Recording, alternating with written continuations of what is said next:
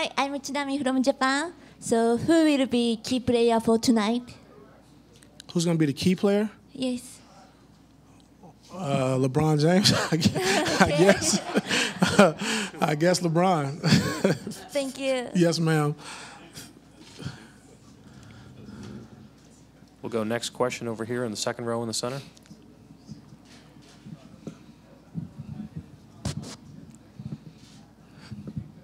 Coach Spencer Davies, Basketball Insiders. Just noticed the free throw rate and your three-point percentage at home has been a lot higher.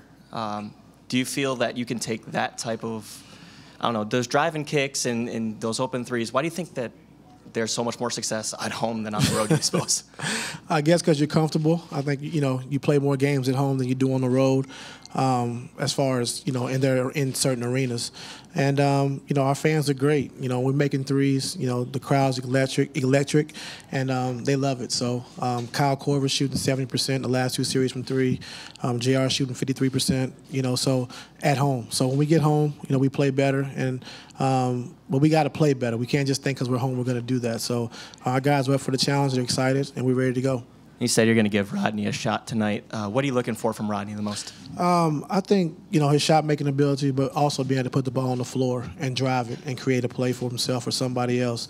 And we just need him playing aggressive. Joe here in the front. Joe Varden, cleveland.com. It looks like or sounds like Iguodala will play tonight. If he starts, would you have to change your lineup? And if he's coming off the bench, do you have to watch for him and adjust to when he's on the floor just because of how he changes their team? No, we won't change. So if he starts, we'll still start the same way. Dave here in the front. Dave McGrath, ESPN. Ty, how would you compare the way you guys played in games 1 and 2 in Boston versus 1 and 2 in Golden State? I don't even remember in Boston. Was it bad? Man, it all runs together for me, man. But I thought in Golden State, game 1, I thought we started the game with a physicality, defensive mindset, and we played good enough to win that game. I thought game 2, in Golden State, we played in spurts. I thought we started the game, they scored too easily to start the game. Especially a good team like this, you can't, let them get going early, and we did that.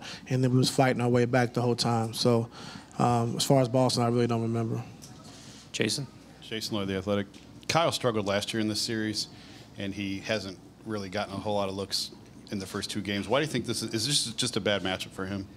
No, they do a good job of knowing where he's at. Clay, Steph, and Kyle, they're probably the 3 most dangerous guys on the floor from the three-point line.